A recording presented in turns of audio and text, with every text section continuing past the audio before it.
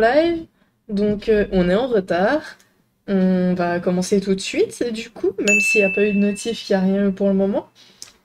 Et que du coup, beaucoup de gens risquent de manquer le début du live, mais c'est un détail. Et du coup, Véronique, enfin, c'est Véronique que nous allons écouter aujourd'hui. Et du coup, Véronique, je te laisse te présenter. Bonsoir. Alors, merci déjà de me recevoir. Je suis Véronique Ribera, donc je suis bordelaise. Je suis installée à Bruxelles depuis 5 ans et j'ai eu plusieurs vies puisque j'ai commencé par travailler dans la communication de la FNAC à Bordeaux et ensuite je suis devenue instite dans l'éducation nationale.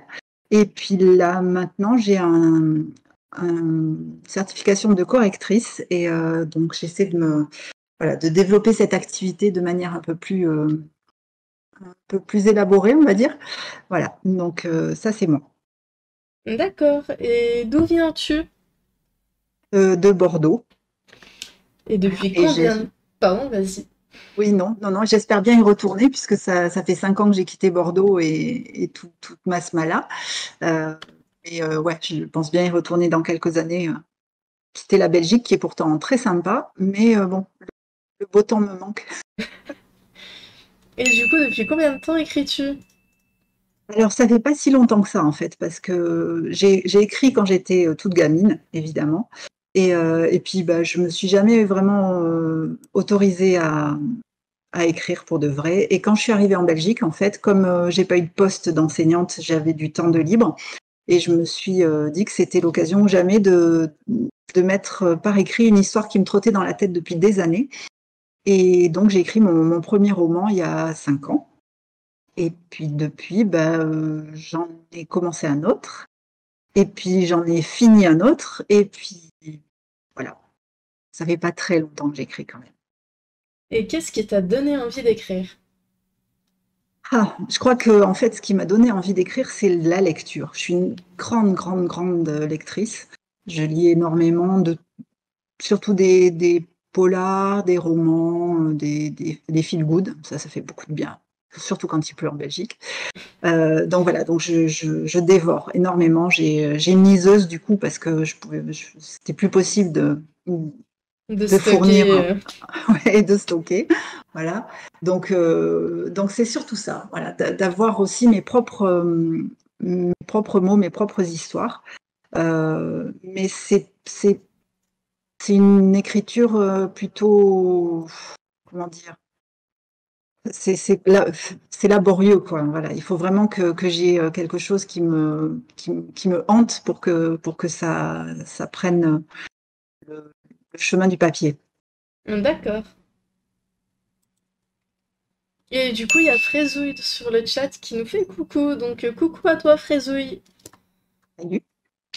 Et du coup, pourquoi tu es en maison d'édition chez Execo? Pourquoi avoir fait ce choix? Alors, c'est eux qui ont fait ce choix, hein, parce que moi, je tentais désespérément de trouver une maison d'édition. Je voulais pas m'auto-éditer parce que je sais que le travail de marketing derrière est très important et je suis pas du tout.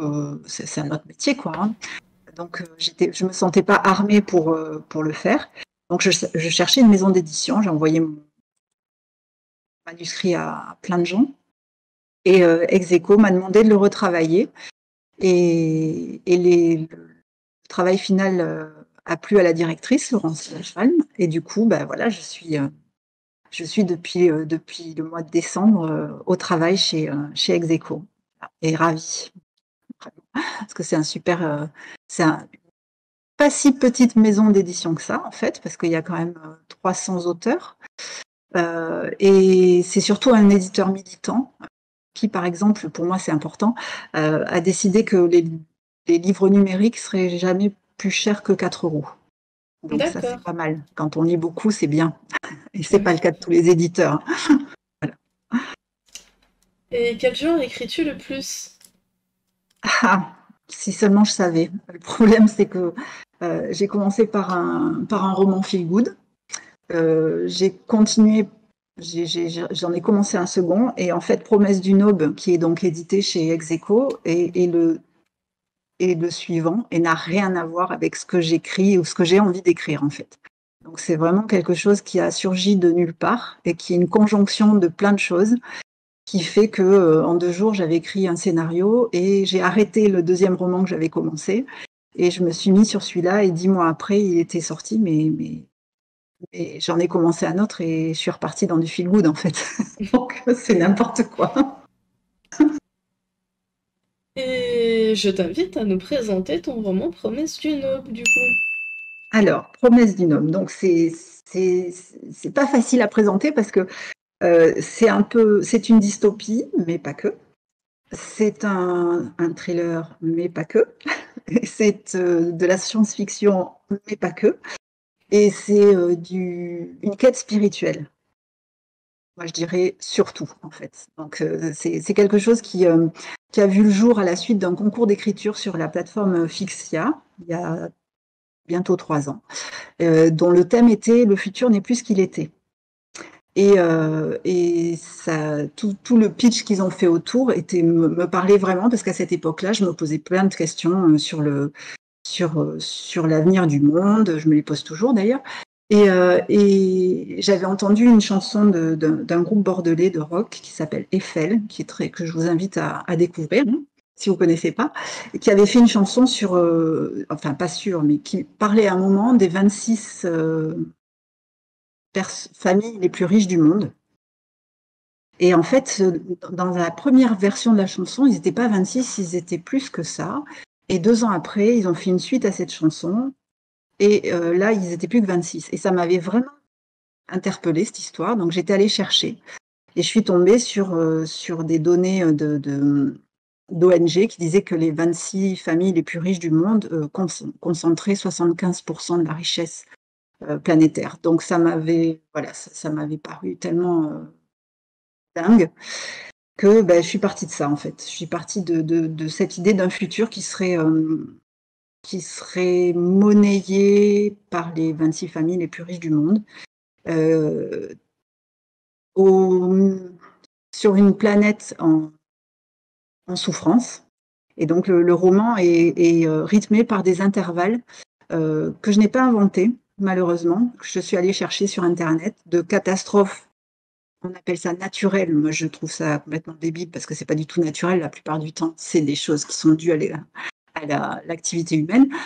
Enfin, il y en a aussi qui sont des soubresauts planétaires, mais voilà. Donc, il y a des intervalles de la planète qui étouffe, qui brûle, qui s'inonde, qui déborde. Enfin voilà. Et entre l'action des 26 familles, entre les problèmes terrestres, il y a un documentariste qui se retrouve mêlé à tout ça d'une manière assez bizarre. Et donc, c'est son parcours dans cette déliquescence planétaire. Voilà. D'accord. Et si tu devais présenter ton roman en une phrase? Ah, alors je suis allée au cinéma lundi, je suis allée voir Goliath, un super film, qui reprend un peu, enfin, qui est à la lisière de Promesse d'une aube, je trouve. Et à la fin, il y a une phrase qui m'a interpellée. Il y a une citation d'une poétesse américaine qui s'appelle Mary Oliver, qui dit dis-moi, quel est ton projet pour ton unique, sauvage et précieuse vie? Et alors ça m'a vraiment fait penser à Promesse d'une aube, donc voilà, je vous livre ça. D'accord. Et est-ce que tu as des projets pour 2022-2023? J'ai commencé péniblement une nouvelle histoire et j'arrive pas à m'y tenir en fait. Je m'étais fait un très beau planning d'écriture. Ça a duré 8 jours. Donc voilà, j'ai écrit 4 chapitres et là, depuis 15 jours, j'ai absolument pas mis le nez dedans. C'est donc un roman qui se passe au fil de l'eau sur une péniche sur le canal du Midi. C'est un voyage que j'aimerais bien faire et du coup, je projette, voilà, je prépare mon voyage grâce à ça du coup, parce que j'ai plein de documents là-dessus et ça me donne vraiment envie de faire ce voyage du coup, donc c'est parfait. Mais voilà, donc mon projet, c'est ça. Et puis l'autre projet, c'est que Promesse d'une aube se trouve son public et voilà, se fasse une place. Est-ce que tu as un conseil à donner aux personnes qui souhaitent se lancer? J'ai pas de conseils parce que je suis pas une professionnelle, mais je crois que en tout cas, il faut. Voilà, si on a envie de se lancer, il faut. Et puis après, il faut travailler. Moi, ce que je trouve vraiment intéressant aujourd'hui, c'est toutes les plateformes d'aide à l'écriture qui existent.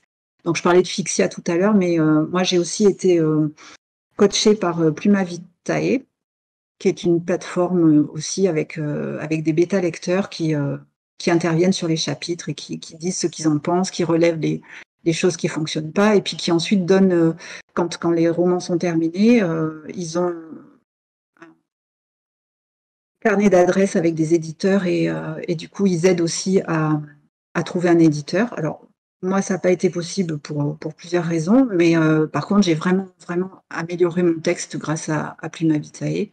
Et donc voilà, je crois que en fait, l'important, c'est d'écrire, se donner l'autorisation d'écrire et ensuite se confronter à des lecteurs pour améliorer son travail. Voilà, je crois que c'est ça le principal, en fait. Oui. Rien n'est plus important dans l'élaboration d'un roman que des bêta-lecteurs, que la vie Ouais, des bêta-lecteurs. ouais. Sans ça, votre roman, il vaut rien. Bah oui, ouais, ouais. Et c'est toujours intéressant d'avoir un retour comme ça. Et puis surtout de savoir si ça vaut la peine, quoi. Voilà, moi, le premier roman que j'ai écrit, je savais absolument pas si ma plume valait quelque chose et si ça allait être intéressant, si j'allais savoir caractériser mes personnages, si mon intrigue allait tenir la route. Donc ouais, les bêta-lecteurs, c'est pas mal quand même, hein. Oui. Et je propose que nous passions aux questions surprises. Ah,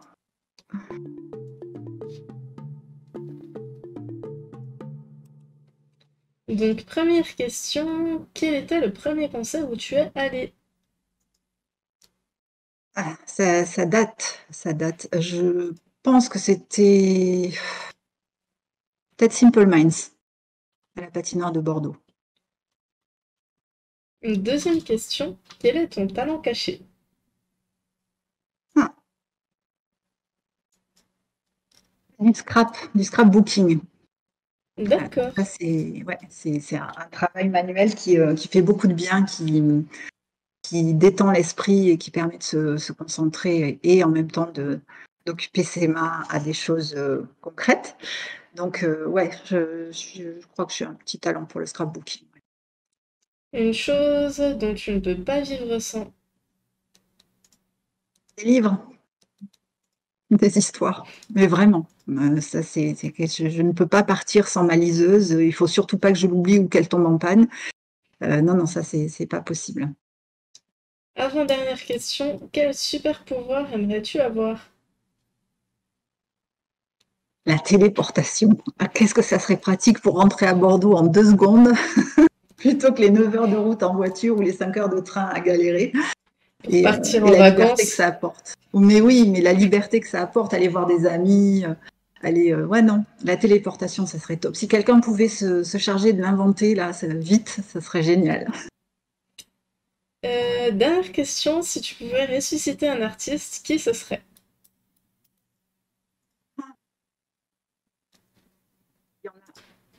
Juste parce qu'il m'a toujours ému, c'est Jean Cocteau. Pas pour le rencontrer spécialement, mais juste pour qu'il rayonne encore. Voilà, c'était un poète absolument fabuleux, d'une ouais, oui, voilà. J'adore ses dessins, je suis tatouée d'ailleurs d'un dessin de de Jean Cocteau. Ouais, Jean Cocteau, ça serait formidable. D'accord. Et du coup, c'est ici que s'arrête la VOD. Donc, encore une fois, je vous parle des Pierres de la Prophétie. Donc, roman qui est à gagner actuellement. Donc, vous avez, que ce soit sur Twitch ou sur YouTube, vous avez un lien juste en dessous qui s'appelle Gagner un roman, tout simplement. Et il suffit en fait de remplir le formulaire qui est avec ce lien. Et vous recevrez peut-être ce livre-là un jour. Donc, n'hésitez pas. Voilà, j'en profite pour dire que c'est mon livre. Donc là, à l'heure actuelle, il n'est pas dédicacé, mais il le sera au moment de l'envoi. Et, euh, et voilà. n'hésitez pas à vous lancer pour gagner ce roman. Et sinon, bah, pour la VOD, on se dit à bientôt pour tout simplement pour une prochaine vidéo. Si cette vidéo sort jeudi, demain, vous aurez une nouvelle vidéo, nouveau concept et tout ça. Si elle sort après, ben vous l'avez déjà vue du coup. Et si vous avez aimé cette vidéo, n'hésitez pas à mettre un petit pouce bleu, à vous abonner à la chaîne. Ça nous soutient, ça nous fait très plaisir et c'est ce que vous pouvez faire de mieux pour nous aider. À bientôt!